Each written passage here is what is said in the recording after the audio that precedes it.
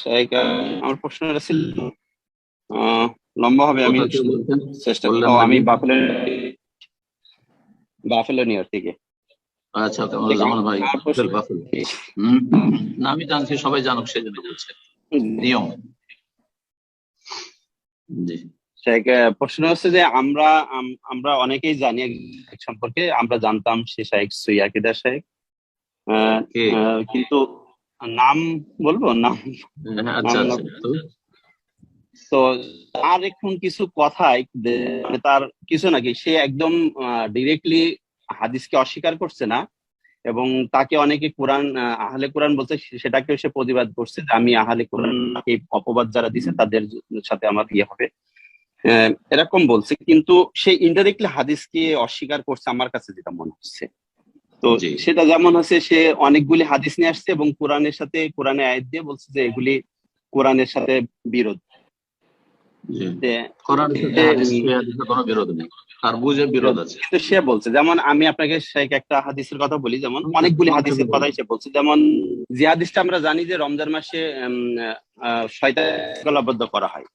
যে আমরা এটাও জানি যে আল্লাহ সুবহানাহু ওয়া তাআলা ইবলিসকে কিয়ামতের দিবস কাল পর্যন্ত অবকাশ দিয়েছে। উনি এখানে আছে এই হাদিস, এই আয়াতের সাথে এই হাদিস বিরোধ, কারণ আল্লাহ সুবহানাহু ওয়া তাআলা বলেই দিয়েছে, অবকাশ দিছে। কিন্তু এখন এখানে হাদিস যদি বলে যে তাকে শিকলবদ্ধ করবে, কোরআনে কোথাও এরকম বলা নাই যে শিকলবদ্ধ। এরকম একটা অসংখ্য হাদিস উনি এইভাবে ঠিক কোরআনের ঠিক নিয়ে আসতেছে, বুঝতে এবং পেরেছি, হাদিসের বুঝতে পেরেছি। অবশ্যই প্রশ্ন বুঝে নিয়েছি আপনার। প্রশ্ন বেশি লম্বা হলে আবার উত্তর দেওয়া মুশকিল।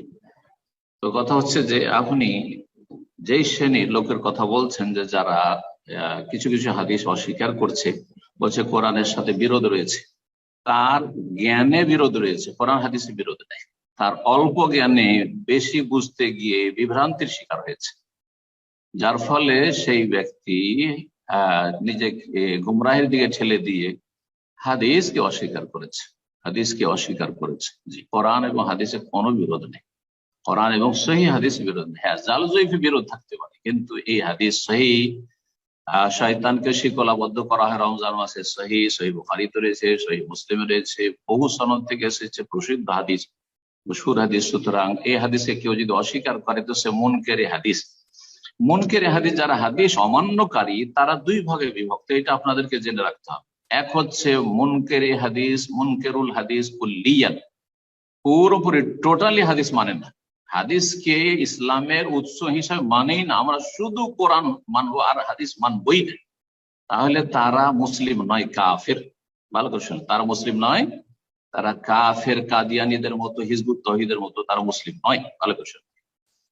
আর এক দল হচ্ছে মুনকেরুল হাদিস জুজই, আংশিক হাদিস অস্বীকার করে, ইমাম মেহেদীর হাদিস অস্বীকার করে দিল, অথবা এই যে রমজানে শিকলাবদ্ধ করা হয় শয়তানকে, হাদিস অস্বীকার করে দিল, বিভিন্ন অজুহাত সুবহাত তার মধ্যে শয়তান সংশয় ঢুকিয়ে দিয়েছে, যার ফলে তো এরা হচ্ছে আংশিক হাদিস অস্বীকারী, এরা হচ্ছে গোমরাহ, দল্লুন মুদিল্লুন, পথভ্রষ্ট, নিজে পথভ্রষ্ট, অন্যকে পথভ্রষ্টকারী। এদের কারণে অনেকে পথভ্রষ্ট হয়।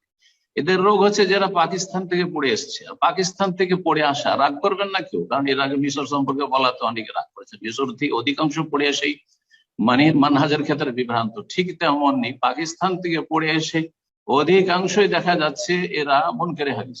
জি, কারণ এই ফিতনা পাকিস্তানে খুব বেশি, কথা বোঝা গেছে, যার ফলে এই হাদিসকে অস্বীকার করে।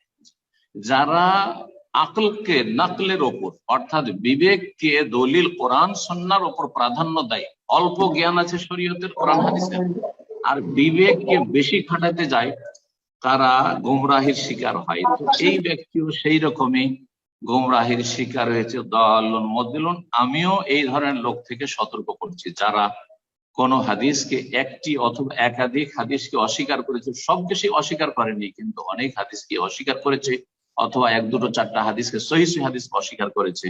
যেমন কেউ ইব্রাহিম আলাইহিস সালামের 3টি মিথ্যা বলার হাদিসকে অস্বীকার করলো, তো এরা গুমরাহির শিকার। জি, এরা গুমরাহির শিকার, পথভ্রষ্ট। জি, আশা করি বুঝতে পেরেছেন। জি। ومن أحسن قولا ممن دعا إلى وعمل صالحا وقال إنني من المسلمين